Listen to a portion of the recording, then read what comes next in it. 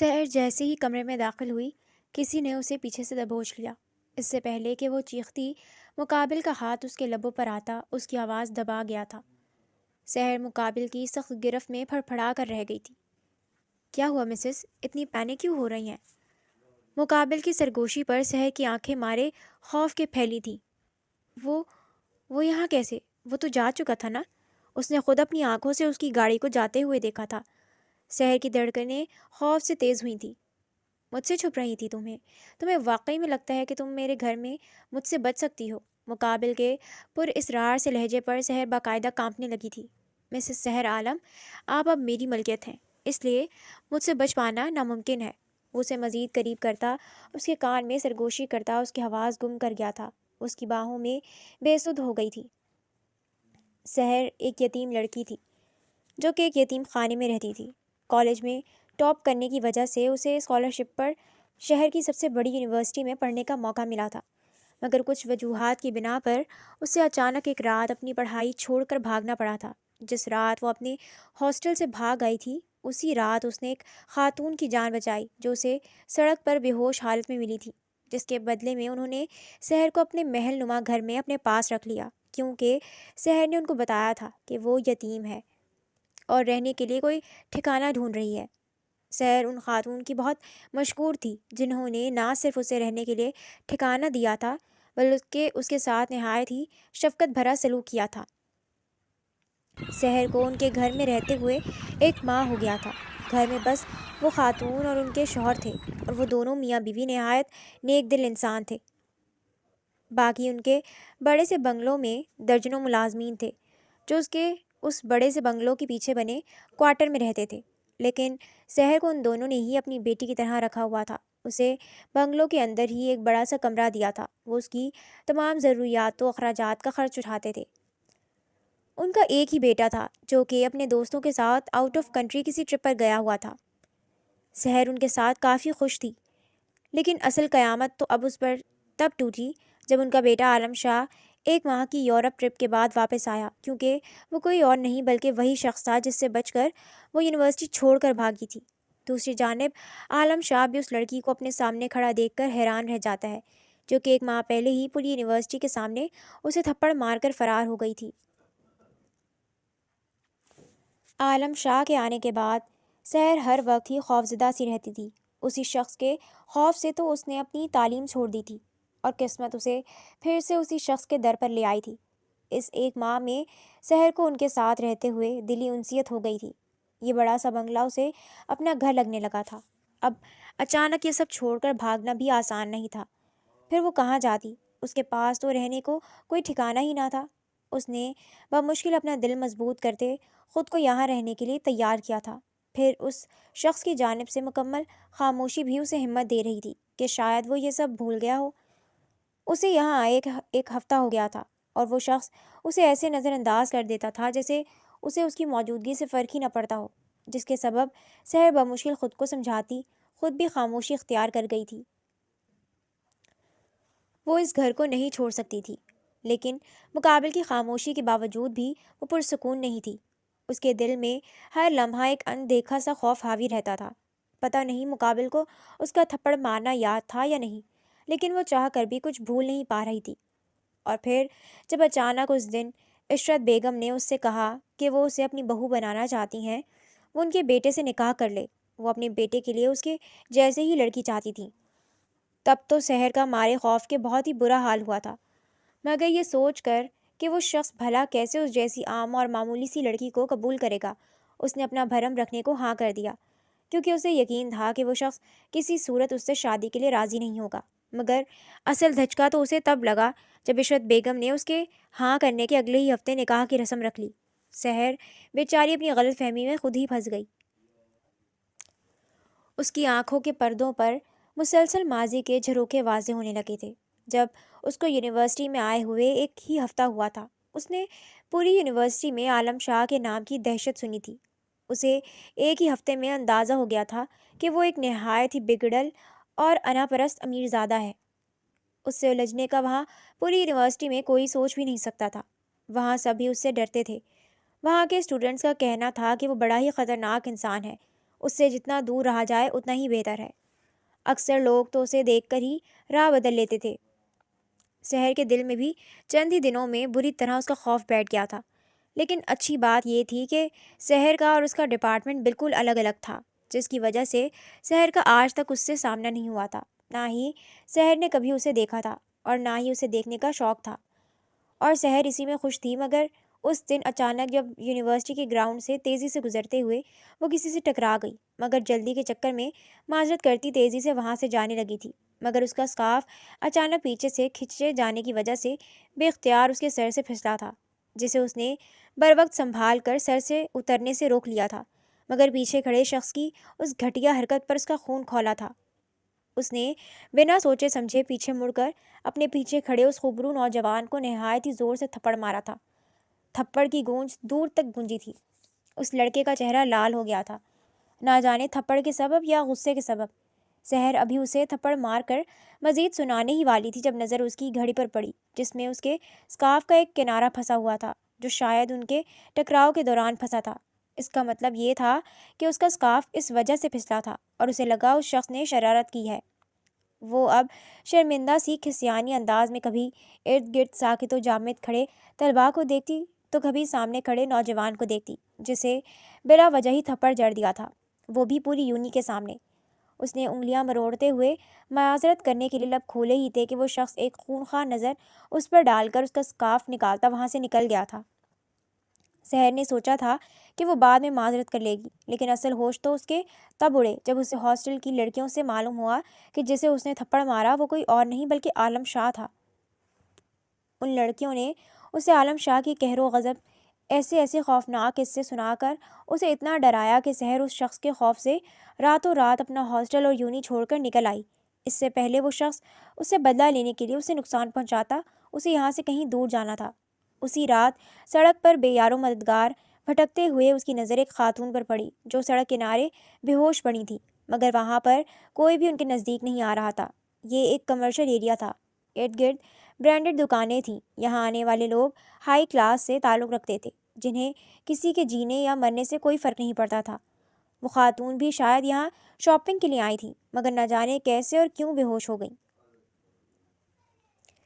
سحر نے گھبرا کر ان کو ہوش لانے کی کوشش کی، مگر انہیں ہوش نہ آتا دیکھ کر اس نے جلدی سے ریسکیو والوں کو کال ملائی، جنہوں نے فوراً ہی پہنچ کر ان خاتون کو ہسپتال پہنچایا۔ کیونکہ وہ اکیلی تھی، اس لیے سحر بھی ان کے ساتھ ہی ہسپتال پہنچ گئی۔ ڈاکٹرز نے فوراً ان کا ٹریٹمنٹ شروع کیا۔ ان کے مطابق ان خاتون کو پینک اٹیک آیا تھا۔ سحر ان کے ٹھیک ہونے تک وہی رہی تاکہ ان کے گھر والوں کو اطلاع دے سکے۔ پھر ویسے بھی اس کا کون سا گھر تھا جو اسے جلدی ہوتی۔ وہ ہوش میں آئی تو سحر نے ان کے گھر میں انفارم کرتے وہاں سے جانا چاہا تھا، مگر وہ خاتون بضد ہو گئیں کہ اسے اپنے گھر وہ خود چھوڑیں گی اور اس کی ماں سے بھی مل کر ان کا شکریہ ادا کریں گی، جس پر سحر کو انہیں بتانا پڑا کہ اس کا کوئی گھر کوئی اپنا نہیں ہے۔ یہ بتاتے ہوئے سحر کے وہم و گمان میں بھی نہیں تھا کہ وہ اسے اپنے ساتھ اپنے گھر لے جائیں گی۔ پہلے تو سحر نے تھوڑی پس و پیش کی کہ آخر وہ کیسے ایک اجنبی پر یقین کیسے کرے، مگر پھر ان کے خلوص اور مسلسل اصرار پر وہ ان کے ساتھ چل دی۔ پہلے ایک ماہ تو سب ٹھیک رہا، مگر پھر جب اسے معلوم ہوا کہ ان کا بیٹا کوئی اور نہیں بلکہ عالم شاہ ہے، تب سے اس کا چین و سکون سب رخصت ہو گیا تھا۔ وہ اب اس گھر میں بھی ڈرنے لگی تھی جو اسے کبھی اپنے لیے محفوظ پناہ گاہ لگتی تھی۔ اس شخص کا خوف اس قدر حاوی تھا اس لڑکی پر کہ وہ اس پر نظر پڑتے ہی ڈر کر کہیں چھپ جاتی تھی، جبکہ وہ شخص تو ایسے بہیو کرتا تھا جیسے جانتا ہی نہ ہو اسے۔ وہ یوں ہی ڈری سہمی ہوئی اس گھر میں رہ لیتی، مگر اس شخص سے شادی جسے دیکھ کر ہی اسے خوف آتا تھا، یہ اس کے لیے کسی قیامت سے کم نہیں تھا۔ پھر اپنی بے وقوفی میں وہ اچھا بننے کے چکر میں خود ہی پھنس گئی تھی۔ اس شخص کی ضد اور انا پرستی کا اس نے یونی میں ہی بہت چرچا سن رکھا تھا۔ اسے جیسے یقین تھا کہ وہ نوجوان اسے کسی صورت قبول نہیں کرے گا۔ یہ تو اس کی سادہ لوسی ماں کی خواہش تھی، مگر وہ تو یقیناً یہ سب سن کر ہی انکار کر دے گا۔ پھر اس نے پوری یونی کے سامنے اس پر ہاتھ اٹھایا تھا، وہ یقیناً اس سے شدید نفرت کرتا ہوگا، اور جتنا وہ خوبصورت اور مغرور تھا یقیناً اپنے لیے حسین بیوی کی خواہش رکھتا ہوگا۔ سحر نے اسی لیے تو اتنے آرام سے اپنے خوف کے باوجود بھی ہاں کر دی تھی۔ کہیں نہ کہیں اسے یقین تھا کہ وہ شخص اس سے نکاح کر ہی نہیں سکتا، یہ ممکن ہی نہیں ہے، اور وہ اپنے اسی یقین میں ماری گئی تھی۔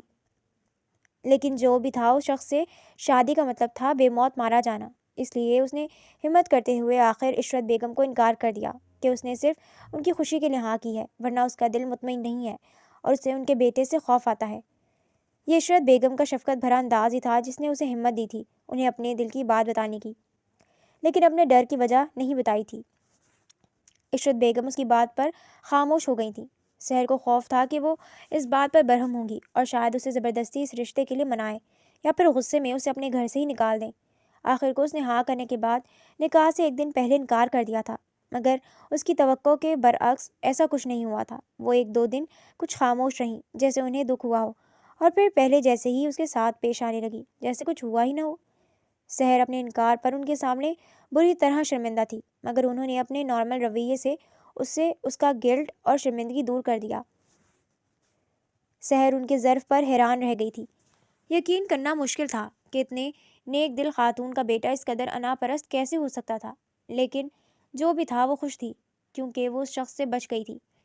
ہاں، اس کا خوف اب بھی اس پر حاوی تھا، جس کی وجہ سے وہ اس کے سامنے آنے سے گریز کرتی تھی۔ اس کی پرسنالٹی بڑی ہی روبدار سی تھی۔ وہ زیادہ تر خاموش اور سنجیدہ ہی رہتا تھا، لیکن اس کی سنجیدگی بھی اس قدر پاورفل تھی کہ سامنے والے کو مرعوب کر دینے کے لیے اس کی موجودگی ہی کافی تھی۔ سحر کو بھی اس کی موجودگی خوف میں مبتلا کر دیتی تھی، اس لیے وہ کوشش کرتی تھی کہ اسے دیکھ کر ہی کہیں چھپ جائے۔ دیکھتے ہی دیکھتے ایک ماہ مزید گزر گیا تھا جب عشرت بیگم کا بھانجا ان سے ملنے آیا تھا۔ وہ بہت ہی خوش اخلاق اور ہنسمکھ لڑکا تھا۔ سحر کے ساتھ بھی وہ بڑی نرمی و دوستانہ انداز میں اس سے پیش آتا تھا، جس کے سبب سحر کی چند ہی دنوں میں اس کے ساتھ اچھی دوستی ہو گئی تھی۔ وہ اپنے مغرور کزن سے بالکل الگ تھا، جو سیدھے منہ کسی سے بات ہی نہیں کرتا تھا، یہاں تک کہ اپنے کزن سے بھی بس سلام دعا کر کے اپنے کمرے میں بند ہو جاتا تھا۔ وہ ایک ہفتہ یہاں پر رہا تھا اور سحر کا اس کے ساتھ کافی اچھا وقت گزرا تھا۔ اس کے واپس جانے کے چند دنوں بعد ہی عشرت بیگم نے اسے اب کی بار اپنے بھانجے سے شادی کی بات کی تھی۔ ان کی بہن نے سحر کے لیے اپنے بیٹے کا رشتہ مانگا تھا، جس پر سحر نے یہ کہہ کر سر جھکا دیا کہ وہ پہلے ہی ان کو ایک بار انکار کر کے شرمندہ ہے، اب وہ جو اس کے لیے فیصلہ کرے گی اس کو منظور ہوگا۔ سحر کے جواب پر عشرت بیگم اس سے اچھی طرح تسلی کرتی اپنی بہن کو ہاں کر گئی تھی۔ سحر کی شادی ایک ہفتے بعد عشرت بیگم کے بھانجے سے طے ہو گئی تھی، جس پر سحر کافی مطمئن تھی۔ آخرکار اب وہ ہمیشہ کے لیے اس شخص کی پہنچ سے دور ہو جائے گی۔ دیکھتے ہی دیکھتے سحر کی شادی کا دن آ گیا تھا۔ وہ دلہن بنی بیٹھی تھی، مگر اس کا دولہا ابھی تک نہیں آیا تھا۔ وقت آہستہ آہستہ گزرنے لگا، یہاں تک کہ شام ہو گئی۔ عشرت بیگم بار بار اپنی بہن کو کال ملاتی، جو کہ خود پریشان تھی۔ ان کا کہنا تھا کہ ان کا بیٹا پارلر گیا تھا لیکن واپس نہیں آیا۔ آخرکار جب لوگ طرح طرح کی باتیں بنانے لگے تو عشرت بیگم اور ان کے شوہر نے اس یتیم بچی کی عزت کے خوف سے اس کا نکاح اپنے بیٹے عالم شاہ سے کرنے کا فیصلہ کیا، جس پر سحر ساکت رہ گئی، مگر وہ ابھی اس کنڈیشن میں نہیں تھی کہ اس سے انکار کرتی۔ چند ہی لمحوں کا کھیل تھا اور وہ ہمیشہ کے لیے عالم شاہ کے نام کر دی گئی تھی۔ بے بسی کا عالم تو یہ تھا کہ وہ اس پر کوئی احتجاج و انکار بھی نہیں کر پائی تھی۔ دلہن بنی سحر کو عالم شاہ کے کمرے میں پہنچا دیا تھا۔ اسے اس وقت ایسا لگ رہا تھا کہ اس کی زندگی کا سب سے بڑا نائٹ میئر حقیقت بن گیا ہو۔ وہ بری طرح سہمی ہوئی سی اس شخص کا انتظار کر رہی تھی جس سے وہ اس دنیا میں سب سے زیادہ خوف کھاتی تھی۔ اسے لگ رہا تھا کہ وہ یہاں بیٹھی اپنی موت کا انتظار کر رہی تھی۔ اسے ہمت کرتے بستر سے اٹھ کر یہاں وہاں دیکھتے فرار کا کوئی راستہ ڈھونڈنا چاہا تھا، مگر اس سے پہلے ہی کمرے کا دروازہ کھلا تھا اور وہ حسین نوجوان اپنے پورے جاہو جلال کے ساتھ اندر داخل ہوا تھا۔ سحر اپنی جگہ پر پتھر بن گئی تھی۔ عالم شاہ اسے کمرے کے وسط میں جمے دیکھ کر پل میں معاملہ سمجھ گیا تھا۔ وہ حسب معمول اس کے آنے سے پہلے ہی کہیں بھاگنے کے چکروں میں تھی۔ وہ بے اختیار اس کی جانب بڑھا تو سحر ڈر کر پیچھے ہوتی کبر سے ٹکرائی تھی۔ عالم شاہ نے رک کر ایک تعصب بھری نگاہ اس لڑکی پر ڈالی اور پھر اس کے پاس جانے کے بجائے ڈریسنگ ٹیبل کی جانب آ گیا۔ وہ کچھ بھی کہے بغیر اپنے کف لنکس کھولتے اب اپنی گھڑی اتار رہا تھا۔ میں چینج کرنے جا رہا ہوں، تم بھی یہ لباس تبدیل کر لو، اور ہاں، یہاں سے بھاگنے اور کہیں چھپنے کی ہرگز کوشش مت کرنا، ورنہ تمہیں اندازہ بھی نہیں ہے کہ میں اپنے دشمنوں کے ساتھ کس قدر سختی سے پیش آتا ہوں۔ عالم شاہ نے سنجیدہ انداز میں اسے کہتے ہوئے واش روم کا رخ کیا تھا، جبکہ پہلے سے ڈری سہمی ہوئی سی سحر اس کے انداز و الفاظ پر مزید ڈر گئی تھی۔ وہ اسے اپنا دشمن سمجھتا تھا، مطلب صاف تھا، وہ اس سے یقیناً اس تھپڑ کا بدلہ لینا چاہتا تھا۔ سحر کا دل خوف سے دھڑکنے لگا تھا۔ وہ بھاگ کر دروازے کی جانب بڑھی مگر دروازہ لاک تھا۔ سامنے ہی بالکنی کا دروازہ نظر آیا مگر وہ بھی لاک تھا۔ اس نے بے بسی سے ایک نگاہ اس عالیشان سے کمرے میں گھمائی تھی جب اپنے پیچھے اس بڑی سی دیوار گیر کبرڈ کو دیکھ کر اس کے ذہن میں جھماکا سا ہوا تھا۔ وہ کبرڈ کا ڈور کھولتی، کپڑے سائڈ کرتی، اس کے اندر چھپ کر بیٹھ گئی تھی۔ اس کے اندر اچھی خاصی سپیس تھی جس کی وجہ سے وہ نہایت آرام سے اس میں سما گئی تھی۔ سلائڈنگ ڈور بند کرتے وہ نم آنکھوں سے سر کبرڈ کی وال سے ٹکا گئی۔ جب واش روم کا دروازہ کھلنے کی آواز پر وہ بری طرح کانپ کر اپنی سانسیں بھی روک گئی تھی۔ عالم شاہ کمرے میں داخل ہوا تو خالی کمرہ دیکھ کر اس نے ایک گہرا سانس لے کر نفی میں سر ہلایا تھا۔ کمرے میں داخل ہوتے ہی وہ دروازہ لاک کر چکا تھا اور اس کی عادت سے واقف تھا، اس لیے سامنے ٹیرس کا ڈور بھی پہلے سے لاک کر دیا تھا۔ وہ اس کمرے سے تو باہر نہیں جا سکتی تھی، مطلب یہیں کہیں چھپی ہوئی تھی۔ وہ اب پرسوچ انداز میں گرد نظریں دوڑانے لگا تھا، تبھی اس کی نظر کبرڈ کے ڈور پر پڑی جو کہ بالکل ہلکا سا کھلا ہوا تھا۔ اگلے ہی لمحے وہ معاملہ سمجھتا خاموشی سے کبرڈ کی جانب بڑھا تھا۔ ایک جھٹکے سے کبرڈ کا سلائڈنگ ڈور ہٹاتے وہ اب سامنے ہی چھپ کر بیٹھی اپنی دلہن کو دیکھنے لگا جس کا رنگ اسے دیکھ کر ہی اڑ گیا تھا۔ چھپن چھپائی کا شوق پورا ہو گیا ہے تو باہر آؤ۔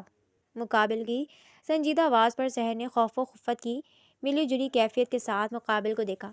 اس میں اس وقت اتنی بھی سکت نہ تھی کہ وہ ہل پاتی، کو جا کے اس کے حکم کی تعمیل میں باہر آتی۔ اس کا دل آنے والے وقت کے خوف سے بری طرح کانپ رہا تھا۔ اسے ہلتے نہ دیکھ کر عالم شاہ نے ذرا سا جھک کر اسے بازو سے اپنی جانب کھینچ کر گود میں اٹھا لیا اور اسے لیے ڈریسنگ ٹیبل کے سامنے پڑی کرسی پر بٹھا دیا۔ وہ اب اس کے زیورات اتار کر زمین پر پھینکتا جا رہا تھا۔ اسے زیورات کے بوجھ سے آزاد کرتے اب وہ کبرڈ سے اپنا ہی ایک سادہ سا ٹراؤزر شرٹ نکال کر اس کے پاس آیا، کیونکہ اس کے کپڑے تو نیچے اس کے کمرے میں تھے۔ جلدی سے جا کر چینج کرو اور یہ جو کچھ چہرے پر تھوپ رکھا ہے اسے بھی صاف کرو۔ عالم شاہ نے اسے گھورتے ہوئے دو ٹوک انداز میں کہتے ہوئے اس کے چہرے پر موجود میک اپ کی جانب اشارہ کیا اور پھر بازو پکڑ کر اٹھایا اور واش روم کے دروازے کے پاس آتے اسے اندر کی جانب چھوڑ کر خود دروازہ بند کر دیا۔ سحر اس تمام عرصے میں کسی مورت کی مانند گمسم سی یہ سب سمجھنے کی کوشش کر رہی تھی۔ 5 منٹ میں خود باہر آ جاؤ ورنہ 30 منٹ میں اندر آ جاؤں گا۔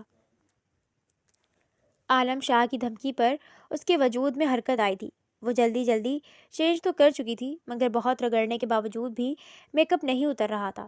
جب اچانک دروازہ نوک ہونے پر وہ چھل کر خوف سے دروازے کو دیکھنے لگی۔ بمشکل کچھ حد میک اپ صاف کرتے وہ جلدی سے سر جھکائے کمرے سے باہر آ گئی، جبکہ آگے کیا ہوگا یہ سوچ سوچ کر اس کا دل بیٹھتا جا رہا تھا۔ اس شخص سے کسی اچھے کی امید نہیں تھی۔ عالم شاہ وہی واش روم کے دروازے سے ہی کچھ فاصلے پر اس کا انتظار کر رہا تھا۔ اس کے باہر آتے ہی وہ اس کی جانب آتا اسے ایک بار پھر گود میں اٹھا چکا تھا۔ اسے بیڈ پر بٹھاتے وہ اب نیچے پڑے اس کے زیورات اٹھا کر سامنے ہی کمرے میں بنے آتش دان کی جلتی آگ کی نظر کر گیا تھا۔ سحر نے سہمی ہوئی آنکھوں سے مقابل کا یہ عمل دیکھا تھا۔ یہ زیورات اور اس کا دلہن کا لباس اس کی ہونے والی سسرال اس شخص کا خوف مزید بڑھا تھا۔ وہ شخص واقعی خطرناک تھا، اس کی سوچ سے بھی زیادہ خطرناک، اور سب سے زیادہ خوفناک بات تو یہ تھی کہ اب وہ اسی خطرناک شخص کے نگاہ میں تھی۔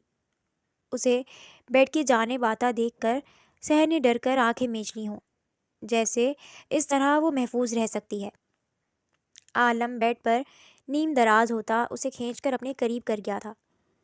سحر نے گھبرا کر آنکھیں کھولیں اور اپنے مقابل اس خوبرو نوجوان کو دیکھ کر وہ اپنی سانسیں روک گئی تھی۔ وہ نوجوان کتنے ہی لمحے خاموشی سے اسے دیکھتا رہا۔ اس کی نگاہوں کی تپش سحر کا مزید دل ہلا رہی تھی۔ میں نے وہ سب جان بوجھ کر نہیں کیا تھا، آپ پلیز مجھے معاف کر دیں۔ سحر نے بالآخر ہمت کرتے ہوئے توڑ توڑ کر بمشکل جملہ مکمل کیا۔ کیا تمہیں واقعی میں لگتا ہے کہ جو تم نے کیا وہ معافی کے لائق ہے؟ عالم شاہ کا گھمبیر آواز میں ادا کیا گیا جملہ سحر کی روح فنا کر گیا۔ مطلب وہ اپنی ضد پر قائم تھا، اسے کسی صورت معاف نہیں کرنے والا تھا۔ فی الحال خاموشی سے سو جاؤ، ہمارے درمیان بہت سے حساب کتاب رہتے ہیں جنہیں دیکھنے کے لیے ساری زندگی پڑی ہے۔ اب تو ہم دونوں نے ساتھ ہی زندگی گزارنی ہے، عالم شاہ نے گمبھیر آواز میں کہتے آنکھیں موند لی تھی، جبکہ سحر بھی خوف سے اس کی دباتی آنکھیں زور سے بند کر گئی تھی۔ اگلا دن ان کا ولیمے کی مصروفیات میں ہی گزر گیا۔ ولیمے والی رات تو سحر عشرت بیگم کے ساتھ ان کے ہی کمرے میں ضد کرتی سو گئی تھی، جو کہ وہ شادی سے پہلے ہی سوتی تھی۔ جب ان کے شوہر گھر پر نہیں ہوتے تھے، اور آج بھی وہ اپنے کچھ دوستوں کے ساتھ ہی ٹھہرنے والے تھے جو ان کے بیٹے کے ولیمے پر آئے تھے اور آج یہیں ٹھہرے ہوئے تھے۔ اس لیے سحر اس رات تو بآسانی اس جلاد سے بچ گئی تھی۔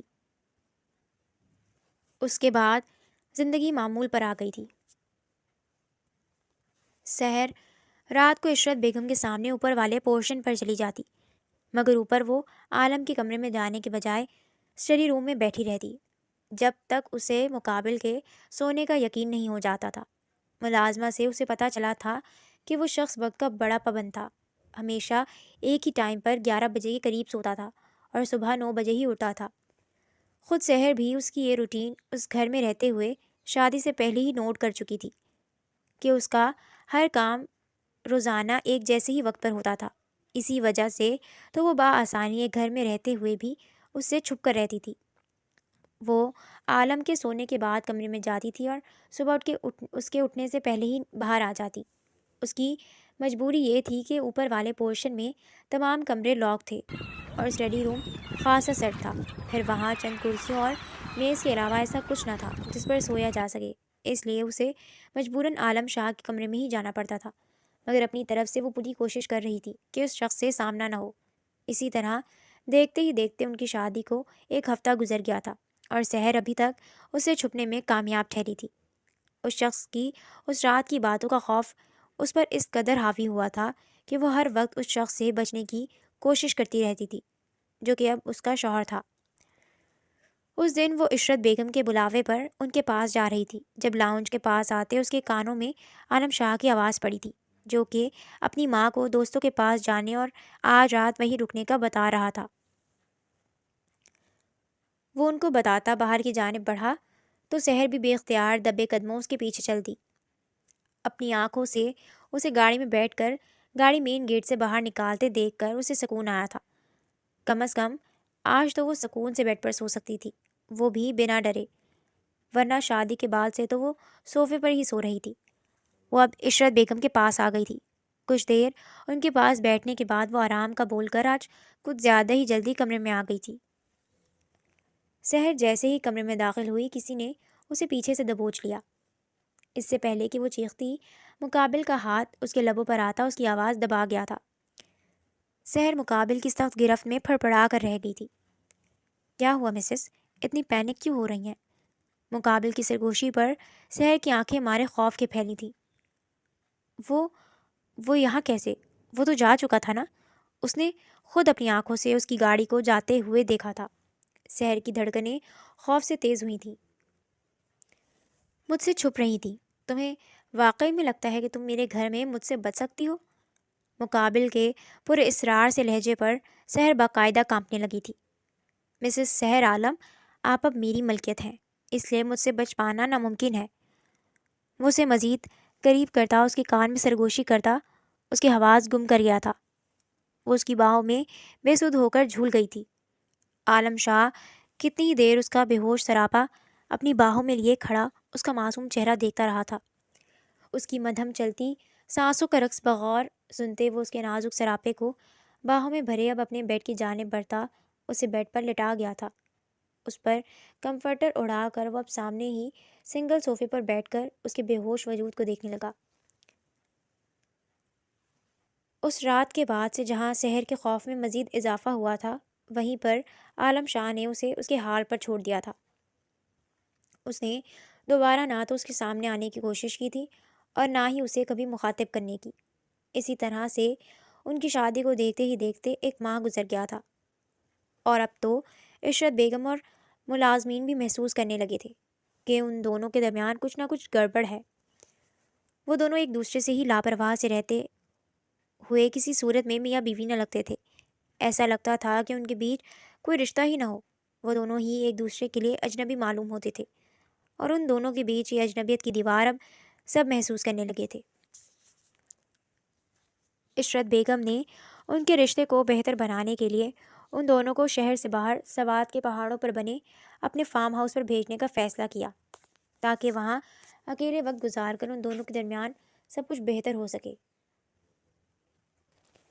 عشرت بیگم کے حکم پر وہ دونوں ہی اپنا سامان پیک کر کے سوات کے لیے نکل گئے تھے۔ وہاں پہنچ کر عالم شاہ اس سے کچھ بھی بولے بغیر اپنے کمرے کی جانب بڑھ گیا۔ جس دن سے وہ بے ہوش ہوئی تھی اس دن کے بعد سے عالم شاہ اس کی ذات سے مکمل طور پر لاتعلق ہو گیا تھا۔ اب بھی وہ سارا راستہ خاموش رہا تھا، جیسے وہ اکیلا ہو، اور یہاں آ کر بھی اسے اگنور کرتا وہ اپنے کمرے کی جانب بڑھ گیا۔ جیسے شادی سے پہلے وہ اس کی ذات و وجود سے لاپرواہ رہتا تھا، اب بھی ویسے ہی رہنے لگا تھا جیسے سحر کو جانتا ہی نہ ہو۔ جہاں شادی سے پہلے مقابل کی لاتعلقی پر سحر شکر کا سانس لیتی تھی، وہیں پر اب شادی کے بعد اس کی بیگانگی سحر کو بری طرح چبھنے لگی تھی۔ مقابل کا اس سے پوری طرح لاپرواہ ہو جانا اسے کہیں نہ کہیں برا لگتا تھا۔ شاید یہ ان کے درمیان بنے رشتے کا ہی اثر تھا کہ مقابل کا رویہ اس پر بری طرح اثر انداز ہونے لگا تھا۔ وہ شاید خود بھی نہیں جانتی تھی کہ اس شخص سے ڈرتے ڈرتے وہ شادی کے بعد اس شخص کو دل کا مکین بنا بیٹھی تھی، مگر اس کا خوف اس پر اس قدر حاوی تھا کہ وہ اس کے لیے اپنی محبت پہچاننے سے ہی قاصر تھی۔ وہ اپنے خوف میں اپنے ہی جذبات سے نظریں چرا رہی تھی۔ اب بھی مقابل کا یوں اگنور کر دینا سحر کا دل اداس کر گیا تھا۔ اسے مقابل کا رویہ بری طرح اذیت میں مبتلا کر گیا تھا۔ ایسی زندگی اور ایسا ہمسفر تو اس نے کبھی نہیں چاہا تھا۔ وہ تھی تو ایک مشرقی لڑکی جو کہ اپنے شوہر کی توجہ اور محبت چاہتی تھی، مگر اس کے دل میں بیٹھا وہ خوف اسے اس کی جانب بڑھنے کی اجازت نہیں دیتا تھا۔ لیکن یہ بھی سچ تھا، اس شخص کی بیگانگی اب بری طرح دل پر اثر انداز ہوتی تھی۔ سحر نے ایک نگاہ اس بڑے سے فارم ہاؤس کے وسیع لاؤنج میں ڈالی اور پھر سامنے ہی قطار میں بنے بے شمار کمروں کو دیکھا، جس میں سے ایک کمرے میں وہ ستم گر بند ہو گیا تھا۔ سحر کو اتنے بڑے سے ویران فارم ہاؤس میں خوف سا محسوس ہوا تھا۔ ویسے تو وہ بنگلو بھی کافی بڑا تھا، مگر وہاں پر عشرت بیگم اور ان کے شوہر ہوتے تھے، پھر ملازمین کی ایک فوج ہوتی تھی، لیکن ایک تو یہ فارم ہاؤس اس قدر سنسان اور ویران علاقے میں واقع تھا، اور دوسرا یہاں کوئی زی روح موجود نہ تھا۔ پھر نئی جگہ پر یوں خود کو تنہا محسوس کرتے ہوئے سحر کے خوف سے رونگٹے کھڑے ہو رہے تھے۔ وہ بھی جلدی سے عالم کے کمرے کے ساتھ والے کمرے کا دروازہ کھول کر اندر داخل ہو گئی۔ کہنے کو وہ دونوں شوہر بیوی تھے، مگر دونوں کے بیچ نہ تو ایسا کوئی تعلق تھا، نہ ہی ایسی بے تکلفی کہ وہ دونوں ایک کمرے میں ٹھہر پاتے۔ اپنے کمرے میں آ کر سحر کو شدت سے احساس ہوا کہ وہ اپنے شوہر کے ہوتے ہوئے بھی تنہا ہے۔ یہ احساس اس کا دل شدید بھاری کر گیا تھا۔ ان کو یہاں آئے چوتھا دن تھا۔ یہاں پر فارم ہاؤس کی رکھوالی خان بابا کرتے تھے، اور ان کی ادھیڑ عمر بیوی اور ایک 12 سالہ بیٹی فارم ہاؤس کے اندر صفائی وغیرہ کا خیال رکھتی تھی، مگر وہ شام ہوتے ہی اپنی بستی کے لیے نکل جاتے تھے، جو کہ ان کے فارم ہاؤس سے کچھ ہی فاصلے پر تھا۔ انہیں یہاں آئے چوتھی رات تھی۔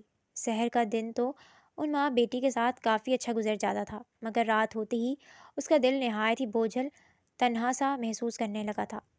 سحر اداس سی ابھی سونے ہی لگی تھی کہ جب اچانک ہی بادل زور سے گرجے تھے، جس پر سحر سہم گئی تھی۔ موسم شام سے ہی ابر آلودہ تھا اور اب شاید بارش ہونے والی تھی۔ سحر خون جما دینے اس سردی میں کمرے کے بیڈ ہیٹر کی سپیڈ بڑھاتی لحاف میں چھپی ہوئی تھی۔ کمرے کی لائٹ حسب معمول جل رہی تھی، جو کہ اس نے ہی خوف سے جلائی تھی۔ وہ یہاں آ کر رات کو لائٹ آن کر کے ہی سوتی تھی، جب اچانک سے باہر سے آتی خوفناک طوفانی آوازوں کے ساتھ لائٹ ہی چلی گئی، جس پر سحر بری طرح ڈرتی اپنے آپ میں ہی سمٹنے لگی۔ مگر باہر سے آتی خوفناک آوازوں کے سبب وہ زیادہ دیر خود پر قابو نہیں پا سکی تھی۔ وہ اس اندھیرے اور خوفناک طوفان کے خوف سے چیخ کر کمرے سے نکلتی ساتھ والے کمرے میں آئی تھی، جہاں عالم اس سب سے انجان نیند میں گم تھا۔ سحر چیخ کر اسے پکارتی اس کی جانب بڑھی تو وہ ہڑبڑا کر نیند سے جاگا اور پریشانی سے اسے رات کے اس وقت اپنے کمرے میں دیکھنے لگا۔ میں کیا میں یہاں سو جاؤں؟ مجھے اکیلے ڈر لگ رہا ہے۔ سحر نے اس کے دیکھنے پر سر جھکائے کانپتے ہوئے پوچھا، تو عالم اس کی حالت دیکھ کر لب بھینچ کر اسے اجازت دے گیا۔ سحر اس کے ساتھ ہی بستر پر ایک کنارے پر لیٹ گئی تھی۔ وہ مسلسل خوف سے کانپ رہی تھی، جب اچانک ہی زوردار بجلی کڑکنے کی آواز پر وہ چیخ کر کچھ فاصلے پر لیٹے عالم سے جا چمٹی تھی۔ عالم اس کے یوں اچانک قریب ہونے پر ساکت ہوا تھا، مگر اسے خوف سے کانپتے دیکھ کر وہ اس کے گرد اپنا حصار باندھ گیا تھا۔ سحر، ان دونوں کو کتنے ہی لمحے گزر گئے تھے۔ ایک دوسرے کے حصار میں خاموشی سے لیٹے ہوئے، مگر نیند دونوں کی ہی آنکھوں سے دور تھی۔ جب اچانک عالم شاہ اسے سرگوشی کی صورت میں پکارتا ہے، اس کی پکار میں جیسے صدیوں کی تھکن تھی۔ جی؟ سحر کی حلق سے بس دبی ہوئی سی جی ہی نکلتی ہے۔ کیا میں واقعی میں اتنا خوفناک ہوں کہ آپ مجھے اپنے شوہر قبول کرنے سے ڈرتی ہیں؟ عالم شاہ کے سوال پر سحر ساکت ہوئی تھی۔ نہیں تو آپ کو کیوں لگتا ہے کہ آپ خوفناک ہیں؟ سحر نے الٹا سوال کیا تھا، وہ حسین نوجوان جسے دیکھ کر کوئی بھی مبہوت ہو جائے۔ اس کا ایسا سوال سحر کو حیرت میں ڈال گیا تھا۔ تمہارا مجھ سے خوفزدہ ہونا مجھے احساس دلاتا ہے کہ شاید میں بہت ہی خوفناک دکھتا ہوں۔ عالم شاہ کے سادگی سے دیے جواب پر سحر کو جھٹکا لگا تھا۔ میں آپ سے اس وجہ سے تھوڑی ڈرتی ہوں، سحر بے اختیار بول اٹھی۔ تو پھر کیوں ڈرتی ہو؟ میں وہ وجہ جاننا چاہتا ہوں۔ عالم شاہ کے سوال پر سحر اندھیرے میں ہی اسے دیکھنے لگی۔ مجھے ڈر لگتا ہے کہ آپ اپنے بدلے میں مجھے نقصان پہنچائیں گے۔ سحر کے جواب پر عالم شاہ الجھا تھا۔ کیسا بدلہ؟ اس نے بے اختیار پوچھا۔ اس تھپڑ کا بدلہ۔ سحر کا جواب سن کر وہ حسین نوجوان حیران رہ گیا۔ تمہیں لگتا ہے میں تم سے اس تھپڑ کا بدلہ لوں گا؟ اتنے عرصے سے تم میرے گھر میں موجود ہو، کیا تمہارے خیال میں بدلہ نہیں لے سکتا تھا؟ کب میں نے کچھ ایسا کیا جس سے تمہیں لگا ہو کہ میں نے بدلہ لینا چاہا ہے تم سے؟ عالم شاہ کے سوالات پر سحر الجھ گئی۔ میں نے پوری یونی میں آپ کی ضدی طبیعت اور انا پرستی کے قصے سن رکھے تھے کہ آپ اپنے سے الجھنے والوں کا بہت برا حال کرتے ہیں۔ مجھے یونی کی لڑکیوں نے کہا تھا کہ آپ اب میرا بہت برا حشر کریں گے، اور پھر آپ نے بھی تو شادی کی رات مجھے اپنا دشمن کہا تھا اور حساب کتاب کی بات کی تھی کہ آپ نے یہ شادی بدلے کے لیے نہیں کی ہے۔ سحر نے بے اختیار الجھے ہوئے انداز میں کہتے اس سے آخر میں سوال کیا۔ میں نہیں جانتا کہ یونی میں لوگ میرے بارے میں کیا باتیں کرتے ہیں اور تم نے ان سے میرے بارے میں کیا سنا ہے۔ ہاں یہ حقیقت ہے، غصے کا تھوڑا تیز ہوں، اس لیے برداشت بہت کم ہے مجھ میں۔ میں جانتا ہوں کہ میرے غصے کے سبب میرا امیج یونی میں کافی خوفناک ہے، لیکن جہاں تک تمہاری ذات کا تعلق ہے تو ہاں، تمہارا وہ تھپڑ مجھے پہلے بہت ہی ناگوار گزرا تھا۔ میری ایگو بری طرح ہرٹ ہوئی تھی، مگر پھر غصہ ٹھنڈا ہونے کے بعد مجھے احساس ہوا کہ تمہارا وہ عمل تمہاری نسوانیت اور حیا کی پاسداری کے سبب تھا۔ میرے ارد گرد موجود لڑکیاں ہمیشہ مجھے متوجہ کرنے کے لیے اپنی نسوانیت اور حیا بھی بلا دیتی تھیں۔ تم وہ پہلی تھی جس نے اپنی نسوانیت اور حیا کو مقدم رکھتے ہوئے مجھ پر ہاتھ اٹھایا۔ تب تم اور تمہارا یہ عمل میرے دل میں اتر کر مجھے تمہارا گرویدہ کر گئے، مگر جب تک مجھے اس بات کا احساس ہوا تب تک بہت دیر ہو چکی تھی۔ تم کہیں غائب ہو گئی تھی۔ میں نے تمہیں بہت ڈھونڈا، میں پورا 1 ماہ ہر جگہ تمہیں تلاشتا رہا، مگر تم کہیں نہ ملی۔ 1 ماہ بعد جب میں مایوس ہو کر گھر لوٹا تو تمہیں اپنے گھر پا کر میں حیران ہونے کے ساتھ ساتھ خوش بھی ہو گیا، مگر تمہارا مجھ سے خوفزدہ ہونے کی وجہ سے میں نے کبھی تم سے بات نہیں کی۔ موم سے شادی کی بات میں نے خود کی تھی، مگر تمہارا انکار میرا دل بری طرح زخمی کر گیا۔ پھر جب تم کسی اور سے شادی کرنے لگی تب تو میرے دل میں آگ ہی بھڑک اٹھی۔ میں تمہیں اپنی آنکھوں کے سامنے کسی اور کا ہوتے نہیں دیکھ سکتا تھا، اسی لیے میں نے بارات والے دن تمہارے دولہے کو اغوا کر لیا اور تم میری ہو گئی۔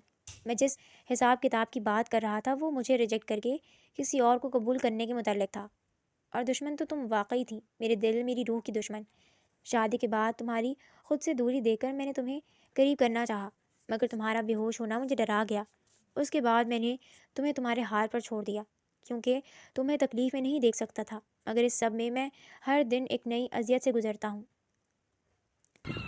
وہ خاموش مزاج شخص بولنا شروع ہوا تو پھر بولتا ہی چلا گیا۔ سحر اس کی باتوں پر بے یقینی سے اسے دیکھنے لگی۔ مقابل کی اذیت اسے اپنے دل میں اترتی معلوم ہو رہی تھی۔ یہ اس نے کیا کر دیا تھا؟ اپنی بے وقوفی اور خوف میں اس نے اپنے بلا وجہ کے خوف میں دونوں کو ہی سزا اور اذیت دی تھی، خود کو بھی اور اسے بھی۔ سحر کی آنکھوں سے آنسو موتیوں کی صورت میں بہنے لگے تھے۔ آئی ایم سوری، میں نے اپنے ڈر اور اپنی بے وقوفی میں آپ کو تکلیف پہنچائی، مجھے معاف کر دیں پلیز۔ سحر کے روتے ہوئے کہتے ہی عالم شاہ نے اس کے گرد حصار مزید مضبوط کر لیا تھا۔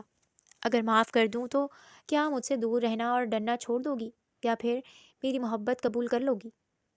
عالم شاہ کے سوال پر سحر مزید شدت سے روتے ہوئے اس بات میں سر ہلا گئی تھی۔ آپ کے خوف کے سبب میں صرف آپ کو ہی نہیں بلکہ خود کو بھی اذیت پہنچا رہی تھی، اپنی محبت کو خود سے دور کر کے۔ سحر کے اظہار نے جیسے عالم شاہ کے زخمی دل پر مرہم سے رکھا